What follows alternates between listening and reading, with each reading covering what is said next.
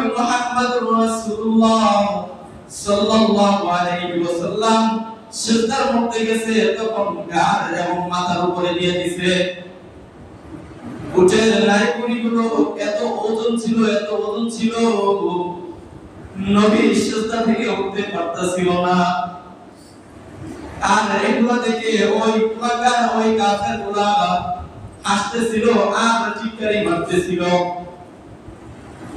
একটু চিন্তা করে দেখেন, যিনি আল্লাহ পাক রব্বুল আলামিনের পরে যার মাকাম রয়েছে, নবী মুহাম্মদুর রাসূলুল্লাহ, আইয়ুহান নাস কুলু লা ইলাহা ইল্লাল্লাহ তুফলিহুন।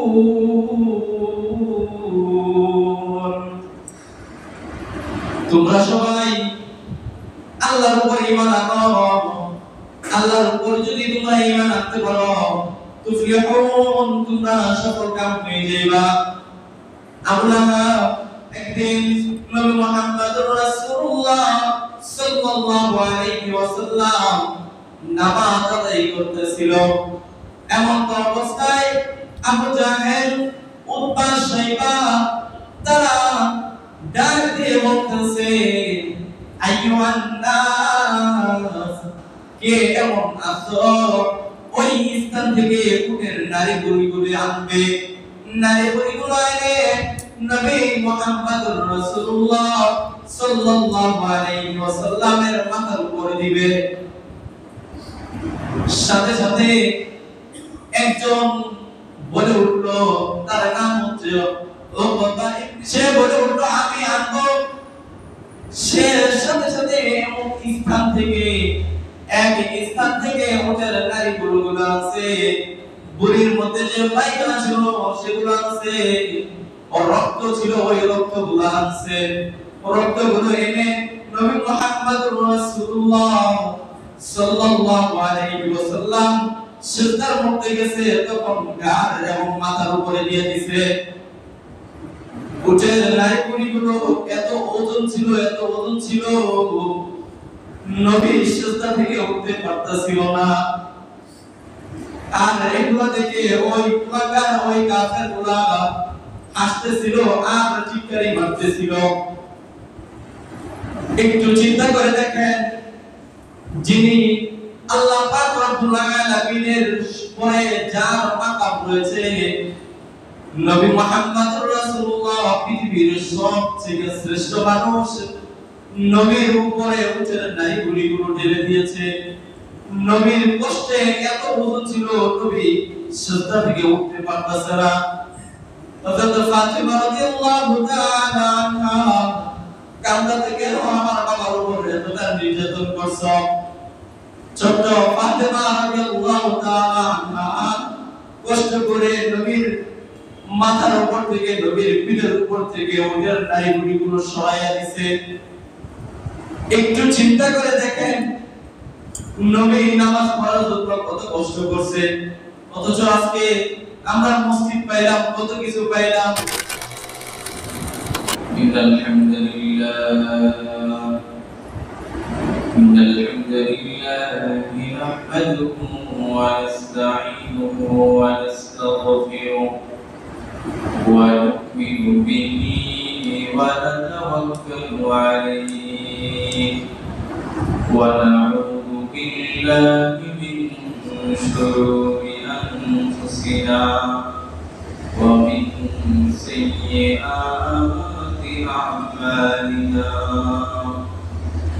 من يهده الله فلا مضل له ومن يضلل فلا هادي له ونشهد أن محمدا عبده ورسوله أرسله بالحق بشيرا ونذيرا وداعيا إلى الله بإذنه وسراجا وقمرا منيرا فقد قال الله تبارك وتعالى في كلامه المجيد والفرقان الحميد أعوذ بالله من الشيطان الرجيم بسم الله الرحمن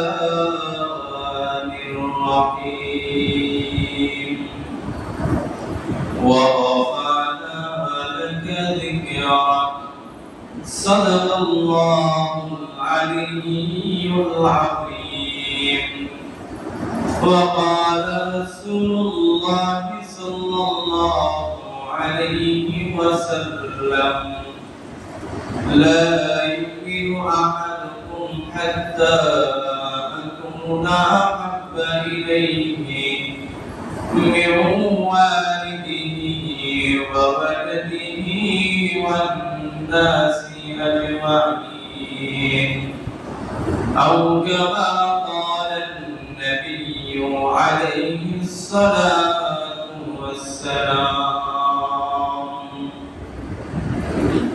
زيارة مدينة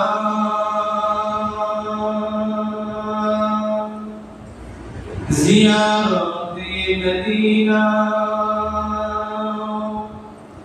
عشقوں کی تمنا نہیں ہے میرے پاس سفر کا سوادہ قدر العلامی کمالی کشفت تجابی جمالی حسنت الجميع حصانه صلوا عليه وآله بدأ العلا بكماله كشف الدجى بجماله حسنت الجميع حصانه صلوا عليه وآله عشق محبوب خدا جس دل میں حاصل لاکھوں بنوں مگر ایمان میں کامل نہیں بلغ العلا بکمالہ کشف الدجى بجمالہ حسنت جميع خصاله صلوا عليه وآله یہاں ہم سب مسافر ہیں یہاں ہم سب مسافر ہیں قبر آخر ٹھکانا کوئی آگے روانہ ہے کوئی پیچھے روانہ بدل العلا بکمالہ کشف الدجى بجمالہ حسنت جميع خصاله صلوا عليه وآله আলহামদুলিল্লাহ আল্লাহ তাআলার দরবারে পরিত অসংখ্য শুকরিয়া যে রব্বুল কারীম আল্লাহ তাআলা আমাদেরকে হায়াতে বাঁচিয়ে রেখেছেন মুসলমানের ঘরে মুসলমান বানিয়েছেন আশরাফুল মাখলুকাত হিসেবে আমাদেরকে দুনিয়ার জমিনে প্রেরণ করেছেন আল্লাহ পাক রব্বুল আলামিনের দরবার অপরিত অসংখ্য শুকরিয়া যিনি শুক্রবার দিন পবিত্র দিন আমাদেরকে প্রথম ভাগে মসজিদে আসার এবং বসার তৌফিক দান করেছেন। ওই সমস্ত হতভাগা মুসলমানদের থেকে যারা এখনো বাহিরে ঘোরাফেরা করতেছে, বাজারের মধ্যে ঘোরাফেরা করতেছে, রাস্তাঘাটে ঘোরাফেরা করতেছে, চায়ের দোকানে আড্ডা দিচ্ছে, আবার এমন অনেক মুসলমান রয়েছে যারা এখনো বিছানার মধ্যে শুয়ে আছে। ওই সমস্ত হতভাগা মুসলমানদের থেকে, উপাসনাদের থেকে আল্লাহ পাক রব্বুল আলামিন আমাদেরকে ভালোবেসেছেন বিদায়, পছন্দ করেছেন বিদায় আমরা মসজিদে আসতে পারছি। ওই রব্বে করিম আল্লাহ তাআলার দরবারে শুকরিয়া হিসাবে ঈমানি আওয়াজে সিংহারিনায় গর্জন দিয়ে বলি আলহামদুলিল্লাহ। মুহতারাম হাজিরিন, আলোচনা করেছিলাম রাসূলুল্লাহ সাল্লাল্লাহু আলাইহি ওয়াসাল্লামের সিরাত নিয়ে। গত শুক্রবারে আলোচনা করেছিলাম রাসূল সাল্লাল্লাহু আলাইহি ওয়াসাল্লামের দাওয়াতি কিছু কার্যক্রম নিয়ে। নবী মুহাম্মদুর রাসূলুল্লাহ সাল্লাল্লাহু আলাইহি ওয়াসাল্লামের দাওয়াতি জীবনটাকে যদি বিভক্ত করা যায় তাহলে দুই ভাবে বিভক্ত করা যায়। প্রথম ভাগে গোপনে দেওয়া আর দ্বিতীয়টা হচ্ছে প্রকাশ্যে দেওয়া। নবী মুহাম্মদুর রাসূলুল্লাহ সাল্লাল্লাহু আলাইহি ওয়াসাল্লামকে আল্লাহ পাক রব্বুল আলামিন যখন বলে দিলেন আপনি আপনার লোকদেরকে, আপনার আত্মীয়-স্বজনদেরকে সতর্ক করুন, তখন নবী মুহাম্মদুর রাসূলুল্লাহ সাল্লাল্লাহু আলাইহি ওয়াসাল্লাম গোপনে দাওয়াত দিতে লাগলেন। গত শুক্রবারে শেষ পর্যায়ে আলোচনা করেছিলাম যায়েদ ইবনে হারেসা রাদিয়াল্লাহু তাআলা আনহু এর ইসলাম গ্রহণ নিয়ে। ধারাবাহিকভাবে নবী মুহাম্মদুর রাসূলুল্লাহ সাল্লাল্লাহু আলাইহি ওয়াসাল্লাম ওনার মেয়েদেরকে ইসলামের দাওয়াত দিলেন, তারাও ইসলাম গ্রহণ করেন। পরিশেষে নবী মুহাম্মদুর রাসূলুল্লাহ সাল্লাল্লাহু আলাইহি ওয়াসাল্লামের ঘনিষ্ঠ বন্ধু নবী মুহাম্মদুর রাসূলুল্লাহ সাল্লাল্লাহু আলাইহি ওয়াসাল্লামের উপর যখন নবুয়ত আল্লাহ পাক রব্বুল আলামিন দান করেন নাই, তখন থেকে নবী মুহাম্মদুর রাসূলুল্লাহ সাল্লাল্লাহু আলাইহি ওয়াসাল্লামের একনিষ্ঠ বন্ধু হযরত আবু বকর সিদ্দিক রাদিয়াল্লাহু তাআলা আনহু ছিলেন। নবী মুহাম্মদুর রাসূলুল্লাহ সাল্লাল্লাহু আলাইহি ওয়াসাল্লাম হযরত আবু বকর সিদ্দিক রাদিয়াল্লাহু তাআলা আনহুকে ইসলামের দাওয়াত দিলেন। সাথে সাথে হযরত আবু বকর সিদ্দিক রাদিয়াল্লাহু তাআলা আনহু ইসলাম গ্রহণ করলেন, কালিমা পড়লেন, কালিমা পড়ে মুসলমান হয়ে গেলেন। নবী মুহাম্মদুর রাসূলুল্লাহ সাল্লাল্লাহু আলাইহি ওয়াসাল্লাম বলেন আমি যাদেরকে দাওয়াত দিয়েছি হয়তো তারা আমার সাথে বিতর্কিত করছে, তর্ক বিতর্ক করছে, অথবা তারা সবাই গিয়েছে, কিন্তু আমি যখন আবু বকরকে দাওয়াত দিলাম তখন সে কোনো কিছুই বলল না, সে সাথে সাথে ইসলাম গ্রহণ করে মুসলমান হয়ে গেছে। নবী মুহাম্মদুর রাসূলুল্লাহ সাল্লাল্লাহু আলাইহি ওয়াসাল্লামের কাছ থেকে হযরত আবু বকর সিদ্দিক রাদিয়াল্লাহু তাআলা আনহু ইসলাম গ্রহণের পর হযরত আবু বকর সিদ্দিক রাদিয়াল্লাহু তাআলা আনহু মক্কার মধ্যে একজন ব্যবসায়ী ছিলেন, প্রসিদ্ধ মানুষ ছিলেন। বড় বড় মানুষের সাথে হযরত আবু বকর সিদ্দিক রাদিয়াল্লাহু তাআলা আনহুর উঠা বসা ছিল। বিচারের কার্যক্রম অন্যান্য কার্যক্রমের কারণে হযরত আবু বকর সিদ্দিক রাদিয়াল্লাহু তাআলা আনহুর কাছে মক্কার বড় বড় নেতারা আসতো। মক্কার বড় বড় যে লোকরা রয়েছে তারা হযরত আবু বকর সিদ্দিক রাদিয়াল্লাহু তাআলা আনহুর কাছে আসতো।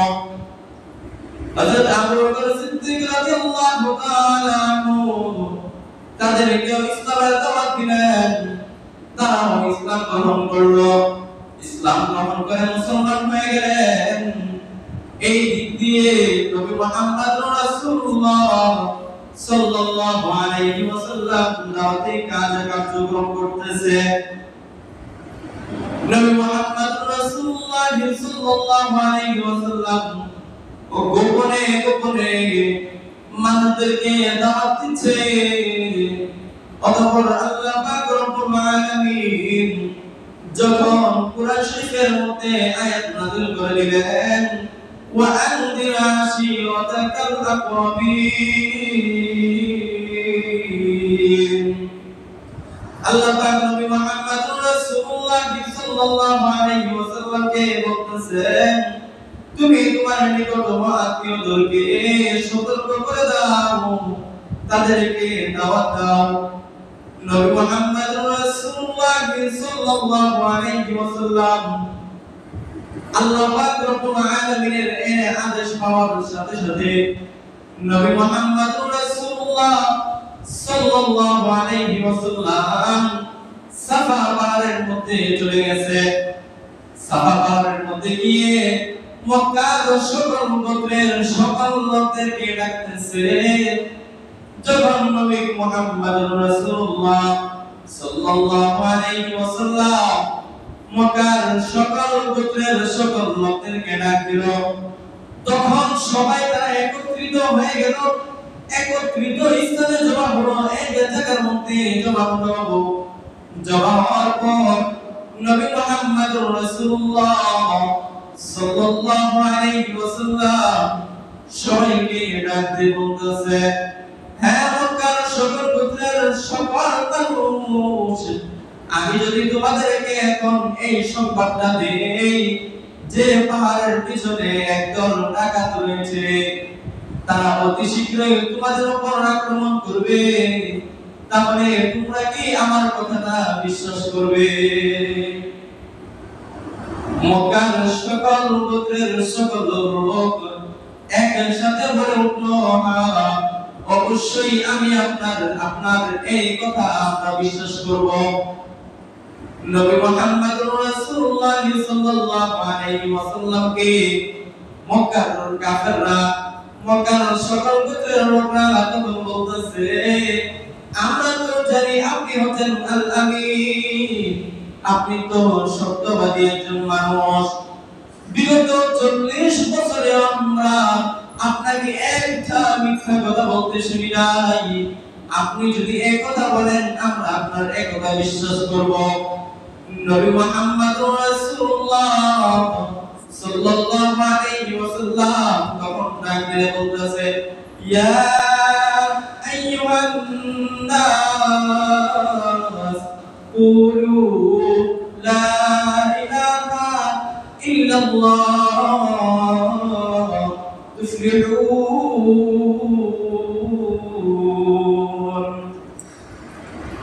তোমরা সবাই আল্লাহর উপর ঈমান আনো। আল্লাহর উপর যদি তোমরা ঈমান আনতে পারো, তুফলিহুন, তোমরা সফল কাম হয়ে যাইবা। আবু লাহাব সাথে সাথে একটা পাথর নিছে, পাথর নিয়ে নবী মুহাম্মদুর রাসূলুল্লাহ সাল্লাল্লাহু আলাইহি ওয়াসাল্লামের কে মারতে চাইল। তখন আল্লাহ পাক রব্বুল আলামিন বলতেছে, তুই আমার বন্ধুর গায়ে আমার বন্ধুর উপর পাথর মারবি। আল্লাহ পাক রব্বুল আলামিন সাথে সাথে কোরআন শরীফের মধ্যে আয়াত নাযিল করে দিয়েছেন, তাব্বাত ইয়াদা আবি লাহাবিন ওয়া তাব, আবু লাহাবের নিজের হাত ধ্বংস হোক এবং ধ্বংস হয়েছে। নবী মুহাম্মদুর রাসূলুল্লাহ সাল্লাল্লাহু আলাইহি ওয়াসাল্লাম তাদেরকে দ্বীনের দাওয়াত দিলেন। নবী মুহাম্মদুর রাসূলুল্লাহ সাল্লাল্লাহু আলাইহি ওয়াসাল্লাম তখন মক্কার সকল গোত্রের প্রত্যেকটা গোত্রের নাম ধরে ধরে ডাক দিয়ে বলতেছেন, তোমরা নিজেদেরকে আল্লাহ পাক রব্বুল আলামিনের আযাব থেকে রক্ষা করো। আমি আল্লাহ পাক রব্বুল আলামিনের আযাব থেকে তোমাদেরকে রক্ষা করতে পারবো না। আমি তোমাদেরকে দাওয়াত দিচ্ছি, তোমরা দাওয়াত গ্রহণ করো, আল্লাহ পাক রব্বুল আলামিনের উপর ঈমান আনো এবং আমি নবী মুহাম্মদুর রাসূলুল্লাহ সাল্লাল্লাহু আলাইহি ওয়াসাল্লামকে শেষ নবী হিসেবে তোমরা মানো। আল্লাহ সাল্লাল্লাহু আলাইহি ওয়াসাল্লামকে ডাকতে বলতেছে, আমি তোমাকে সর্বোচ্চ সাহায্য করব, যতটুকু পারি আমি তোমাকে সাহায্য করব। নবী মুহাম্মদুর রাসূলুল্লাহ সাল্লাল্লাহু আলাইহি ওয়াসাল্লাম দাওয়াত দিলেন মক্কার সকল গোত্রের লোকদেরকে। তখন নবী মুহাম্মদুর রাসূলুল্লাহ সাল্লাল্লাহু আলাইহি ওয়াসাল্লামের উপর নেমে আসলো নির্যাতনের দৃষ্টিগুলা। নির্যাতন কয়েকভাবে করছে, একভাবে করছে হচ্ছে যখন নবী মুহাম্মদুর রাসূলুল্লাহ সাল্লাল্লাহু আলাইহি ওয়াসাল্লাম দাওয়াত দিয়েছেন, অতঃপর নবী মুহাম্মদুর রাসূলুল্লাহ সাল্লাল্লাহু আলাইহি ওয়াসাল্লাম বাইতুল্লাহ শরীফের মধ্যে নামাজরত অবস্থায় ছিল। একদিন নবী মুহাম্মদুর রাসূলুল্লাহ সাল্লাল্লাহু আলাইহি ওয়াসাল্লাম নামাজ আদায় করতেছিল। এমন অবস্থায় আবু জাহেল, উতবা, শাইবা তারা ডাক দিয়ে বলতেছে, আইয়ুহান নাস, কে এমন আছো ওই স্থান থেকে উটের নারী বুড়িগুলো আনবে, নারী বুড়িগুলো এনে নবী মুহাম্মদুর রাসূলুল্লাহ সাল্লাল্লাহু আলাইহি ওয়াসাল্লামের মাথার উপর দিবে। সাথে সাথে একজন বলে উঠলো, তার নাম হচ্ছে উতবা, সে বলে উঠলো আমি আনবো।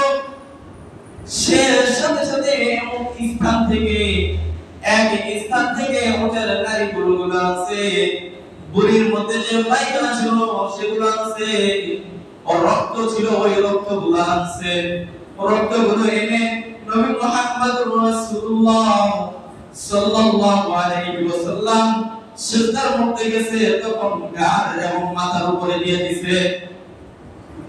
উটের নারী গরুগুলো এত ওজন ছিল, এত ওজন ছিল, নবী সিজদা থেকে উঠতে পারতেছিল না। আর এগুলো দেখে ওই কুলাগার, ওই কাফেরগুলা হাসতেছিল আর চিৎকারি মারতেছিল। একটু চিন্তা করে দেখেন, যিনি আল্লাহ পাক রব্বুল আলামিনের পরে যার মাকাম রয়েছে, নবী মুহাম্মদুর রাসূলুল্লাহ পৃথিবীর সবচেয়ে শ্রেষ্ঠ মানুষ, নবীর উপরে উটের নারী গুলিগুলো ঢেলে দিয়েছে। নবীর কষ্টে এত ওজন ছিল, নবী সিজদা থেকে উঠতে পারতেছে না।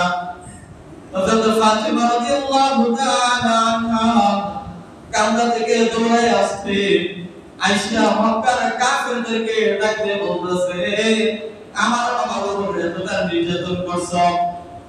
ছোট ফাতিমা রাদিয়াল্লাহু তাআলা আনহা কষ্ট করে নবীর মাথার উপর থেকে, নবীর পিঠের উপর থেকে ওদের নারীগুলো সরাইয়া দিছে।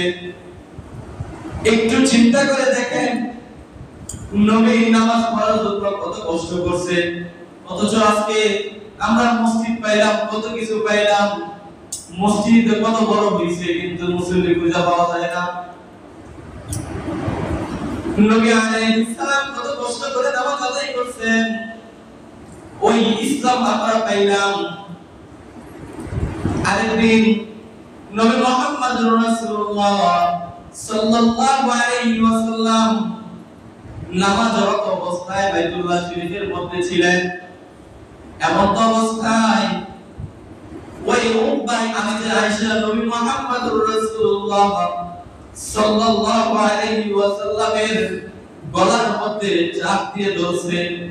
চাপ দিয়ে ধরে একটা চাদর নিয়ে, একটা রশির মতো নিয়ে নবীর গলার মধ্যে চাপ দিছে, নবীর গলার মধ্যে পেঁচিয়ে এমন জোরে টান দিছে, ফাঁসির আসামিকে যখন ফাঁসি দেওয়া হয় জিহ্বাটা যেমন বের হয়ে যায়, নবীর এত কষ্ট হইতেছিল, নবীর জিহ্বাটা সাথে সাথে বের হয়ে গেছে।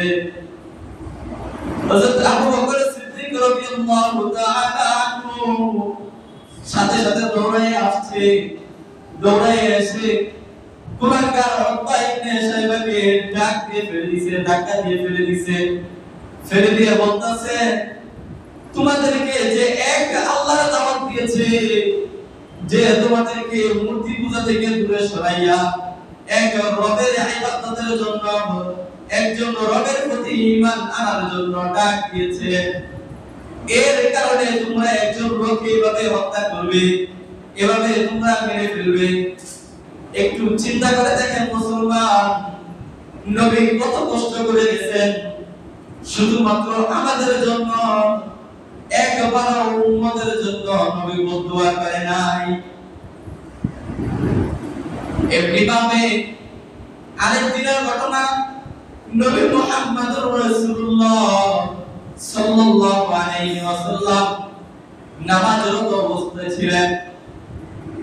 নামাজ শেষ হওয়ার পর ফাতেমা রাদিয়াল্লাহু তাআলা আনহা ঘর থেকে আসছে বেরিয়ে, আয়েশা দেখে নবীর চেহারা মুবারকটা লাল হয়ে গিয়েছে, নবীর জামা মুবারকের পিছন থেকে ছিঁড়া। তখন ফাতেমা রাদিয়াল্লাহু তাআলা আনহা নবী মুহাম্মদুর রাসূলুল্লাহ সাল্লাল্লাহু আলাইহি ওয়াসাল্লামকে ডাক দিয়ে বলতেছে, আপনাকে তারা অত্যাচার করছে, আপনার গলার মধ্যে টিপে ধরছে। আর ফাতেমা রাদিয়াল্লাহু তাআলা আনহা কান্না করতেছে। জামা মুবারকটা ছিঁড়া ছিল, এই জন্য ফাতেমা রাদিয়াল্লাহু তাআলা আনহা বলতেছে, মক্কার কাফেররা আপনার জামার পিছন থেকে টান দিয়েছে, এই জন্য জামাটা ছিঁড়ে গেছে। নবী মুহাম্মদুর রাসূলুল্লাহ সাল্লাল্লাহু আলাইহি ওয়াসাল্লাম তখন ফাতেমা রাদিয়াল্লাহু তাআলা আনহাকে ডাক দিয়ে বলতেছেন, তোমার বাবা এমন এক ধর্ম নিয়ে জমিনের মধ্যে আসছে, যে ধর্মের কারণে তোমার বাবা এত নির্যাতিত। এক সময় সারা পৃথিবীর মধ্যে তোমার বাবার এই ধর্মটা ছড়িয়ে যাবে, তখন সবাই আমার সে নামাজ আদায় করতে পারবে, কেউ কোনো অত্যাচার করবে না। এই দিক দিয়ে তো আমরা আজকে কত সুন্দর ইসলাম পাইলাম, ঈমান পাইলাম, মসজিদ পাইলাম, নামাজ পড়তে পারি। নামাজ পড়া অবস্থায় এরকম কেউ আযাব দেয় না, কেউ আমাদের উপর নির্যাতন করে না। শুধু নবীর উপর নির্যাতন করছে এমনটা নয়, নবী মুহাম্মদুর রাসূলুল্লাহ সাল্লাল্লাহু আলাইহি ওয়াসাল্লাম গোপনে দাওয়াত দিয়েছেন, 50 জন তখন ইসলাম গ্রহণ করেছে।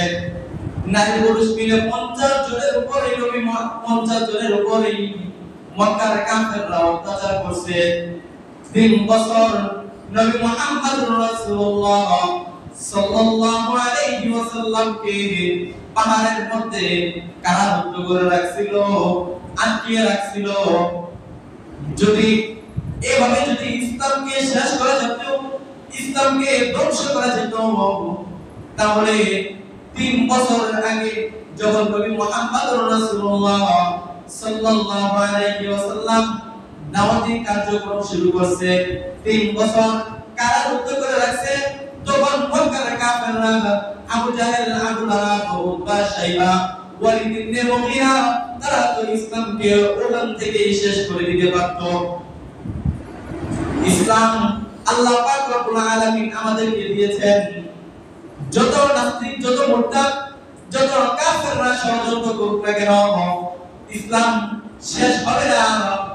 যারা ইসলামের বিরুদ্ধে ষড়যন্ত্র করবে, যারা নবী মুহাম্মদুর রাসূলুল্লাহ সাল্লাল্লাহু আলাইহি ওয়াসাল্লামের বিরুদ্ধে ষড়যন্ত্র করবে, তারাই জমিন থেকে বিতাড়িত হয়ে যাবে, তারাই ধ্বংস হয়ে যাবে।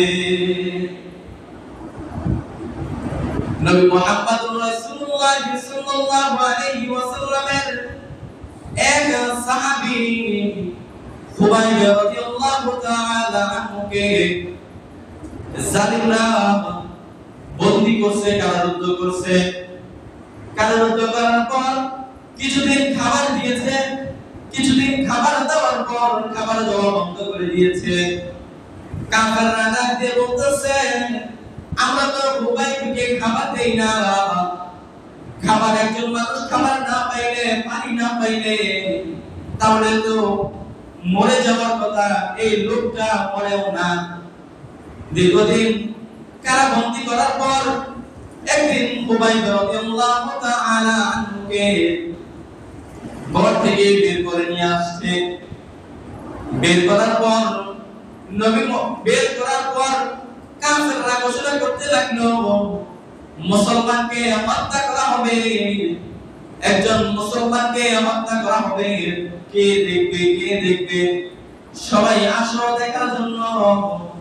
একজন মুসলমানকে হত্যা করবে আর ঘোষণা করছে নাউজুবিল্লাহ। পরিশেষে একটা কাঠ বাঁধা হলো। বাঁধার পরে কাফেররা হুমায়ুন রাদিয়াল্লাহু তাআলা আনহুকে ডাক দিয়ে বলতেছে, তোমার শেষ কোনো ইচ্ছা আছে কিনা? তোমার শেষ কোনো যদি ইচ্ছা থাকে তাহলে আমাদেরকে বলো। হুমায়ুন রাদিয়াল্লাহু তাআলা আনহু তখন বললেন, আমি 2 রাকাত নামাজ আদায় করতে চাই। তখন কাফেররা হুমায়ুন রাদিয়াল্লাহু তাআলা আনহুকে 2 রাকাত নামাজ পড়ার জন্য সময় দিলেন। দ্রুত হুমায়ুন রাদিয়াল্লাহু তাআলা আনহু নামাজ শেষ করে ফেললেন। নামাজ শেষ করার পর কাফেররা বলতেছে, এ হুমায়ুন, এত তাড়াতাড়ি কেন তুমি নামাজ শেষ করলা? হুমায়ুন রাদিয়াল্লাহু তাআলা আনহু ডাক দিয়ে বলতেছে, আমি যখন নামাজের মধ্যে দাঁড়াইছি, নামাজ পড়তে আমার অনেক ভালো লাগছিল, কিন্তু আমি নামাজ এই কারণে লম্বা করি নাই। তোমরা বলবে আমি যদি নামাজ লম্বা করতাম তাহলে বলবে মুসলমান মৃত্যুর ভয়ে নামাজ লম্বা করছে। এই কারণে আমি নামাজকে দীর্ঘায়িত করি নাই। আমি বেঁচে থাকতে তোমরা আমার ইসলামকে নিয়ে কটূক্তি করবে, আমি এটা সহ্য করতে পারবো না। নামাজ শেষ করার পর হুমায়ুন রাদিয়াল্লাহু তাআলা আনহুকে ওই যে কাঠটা ছিল, ওই কাঠের মধ্যে বাঁধা হলো। একটা কাঠ আরেকটা কাঠের মধ্যে জোড়া দেওয়ার জন্য তার কাটা ব্যবহার করা হয়, বড় বড় পেরেক ব্যবহার করা হয়। হুমায়ুন রাদিয়াল্লাহু তাআলা আনহুকে ওই কাঠের সাথে বাঁধার জন্য হাতের মধ্যে পেরেক মেরে মেরে ওই কাঠের সাথে আটকাইছে। 2টা হাতের মধ্যে পেরেক মেরে কাঠের সাথে আটকাইছে, 2টা পায়ের মধ্যে পেরেক মেরে কাঠের সাথে আটকাইছে। আটকানোর পর মুরব্বা বানানোর সময় লাউকে যেভাবে গুছানো হয়, কাফেররা হুমায়ুন রাদিয়াল্লাহু তাআলা আনহু সারা শরীরের মধ্যে এমনি ভাবে গুছাইতে আরম্ভ করে দিয়েছে। কাফেররা ডাক দিয়ে বলতেছে, হুমায়ুন, তুমি যদি আমাদের একটা শর্ত মেনে নাও তাহলে আমরা তোমাকে ছেড়ে দিব। হুমায়ুন রাদিয়াল্লাহু তাআলা আনহু ডাক দিয়ে বলতেছেন, কোন শর্ত মেনে নিতে হবে? তখন ডাক দিয়ে বলতেছে কাফেররা হুমায়ুন রাদিয়াল্লাহু তাআলা আনহুকে ডাক দিয়ে বলতেছে, তুমি যদি তোমার নবী মুহাম্মদুর রাসূলুল্লাহ সাল্লাল্লাহু আলাইহি ওয়াসাল্লামকে একটা গালি দাও তাহলে আমরা তোমাকে ছেড়ে দিব। হুমায়ুন রাদিয়াল্লাহু তাআলা আনহু ডাক দিয়ে বলতেছে, একটা গালির কারণে আমার জীবন পাবো আমি এই জীবন চাই না, আমি এই জীবন চাই না। তোমরা আমাকে মেরে ফেলো, এটাই আমার জন্য ভালো হবে। আমি আমার নবী মুহাম্মদুর রাসূলুল্লাহ সাল্লাল্লাহু আলাইহি ওয়াসাল্লামকে গালি দিতে পারবো না। মুসলমান সাহাবায়ে কেরাম রাদিয়াল্লাহু তাআলা আনহু কতটা কষ্ট, কতটা নির্যাতন সহ্য করছে, তাও নবীকে গালি দিতে রাজি হয় নাই। কিন্তু আজকে আমরা মুসলমানের ঘরে মুসলমান হইয়া আমার নবীকে নিয়ে গালি দেয়, আমার নবীর খতমে নবুয়তের সিংহাসন নিয়ে তারা হিংসা করে, তখন আমরা কিছুই বলি না। বাংলার জমিনের মধ্যে আমাদের উলামায়ে কেরাম দীর্ঘদিন ধরে একটা আন্দোলন করে আসছে, গোলাম মির্জা আহমদ কাদিয়ানীদেরকে অমুসলিম ঘোষণা করার জন্য। ছোট করে একটা কথা বলি, নবীরা যখন মারা যায় তখন নবীরা যেখানে মৃত্যুবরণ করে ওই জায়গার মধ্যেই দাফন করতে হয়। নবী মুহাম্মদুর রাসূলুল্লাহ সাল্লাল্লাহু আলাইহি ওয়াসাল্লাম আয়েশা সিদ্দিকা রাদিয়াল্লাহু তাআলা আনহা ঘরের মধ্যে ইন্তেকাল করছে, যেখানের মধ্যে ইন্তেকাল করছে সেখানে নবী মুহাম্মদুর রাসূলুল্লাহ সাল্লাল্লাহু আলাইহি ওয়াসাল্লামকে দাফন করা হয়েছে। তাহলে ওই যে গোলাম মির্জা আহমদ কাদিয়ানী যে নিজেকে নবী বলে দাবি করে, সে তো বাথরুমের মধ্যে পড়ে মারা গেছে। আগেরকার এখন না আধুনিক হয়েছে টয়লেট, আগেরকার জামানার মধ্যে তো ওই জঙ্গলের মধ্যে বনের মধ্যে দুইটা গাছপালা থাকতো, ওর মধ্যে বসে টয়লেট করতো। তো ওখানে গেছে টয়লেট করার জন্য, ওখান থেকে বইরা টাঙ্কির মধ্যে বইরা মারা গেছে। যদি নবী হয়ে থাকে কাদিয়ানী, তাহলে ওইখানে কেন দাফন করলো না? ওখান থেকে দৌড়ায় আরেক জায়গায় নিয়ে দাফন করছে। দেশের বিভিন্ন জায়গায় এই গোলাম মির্জা আহমদ কাদিয়ানীদেরকে কাফের অমুসলিম ঘোষণা করা হয়েছে।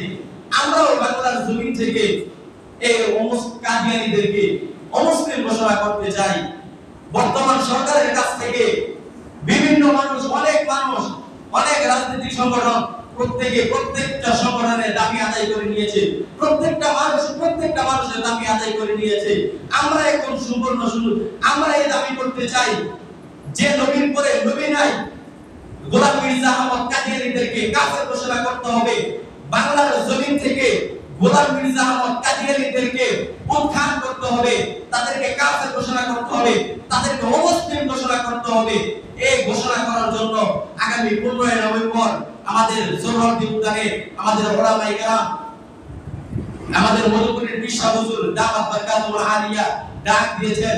সারা পৃথিবী থেকে, বিভিন্ন রাষ্ট্র থেকে বিভিন্ন উলামায়ে কেরাম আসবেন, আমরা সেখানে যাব।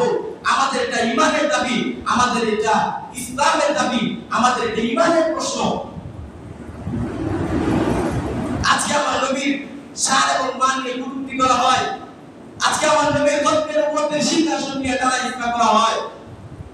আমাদের সম্পত্তি নিয়ে যাও, আমাদের যা কিছু আছে সব কিছু নিয়ে যাও, কিন্তু নবী মুহাম্মদুর রাসূলুল্লাহ সাল্লাল্লাহু আলাইহি ওয়াসাল্লামের শান এবং মান নিয়ে কটূক্তি করবে, নবী মুহাম্মদুর রাসূলুল্লাহ সাল্লাল্লাহু আলাইহি ওয়াসাল্লামের খতমে নবুয়তের সিংহাসন নিয়ে তারা ইফতা করবে, তাদের বিরুদ্ধে আমরা কোনো কম্প্রোমাইজ করব না। তাদেরকে একমাত্র শাস্তি হবে মৃত্যুদণ্ড। আর গোলাম মির্জা আহমদ কাদিয়ানীদেরকে বাংলার জমিন থেকে কাদিয়ানী হিসাবে অমুসলিম ঘোষণা করতেই হবে, ঘোষণা করতেই হবে, ঘোষণা করতেই হবে। এটা আমাদের ঈমানের দাবি, এটা আমাদের ইসলাম। আমার বাবাকে নিয়ে যখন কেউ কটূক্তি করে তখন আমরা তার প্রতিবাদ করতে জানি, কিন্তু যখন আমার নবীকে নিয়ে কটূক্তি করে তখন আমরা কোনো প্রতিবাদ করি না। এজন্য মুহতারাম হাজিরিন, যাদের আমি আপনাদেরকে দাওয়াত দিলাম, যারা পারেন আগামী 15 নভেম্বর সোহরাওয়ার্দী উদ্যানে যাবেন। আপনারা যদি একত্রিত হতে পারেন তাহলে সরকার কাদিয়ানীদের অমুসলিম ঘোষণা করতে বাধ্য হবে।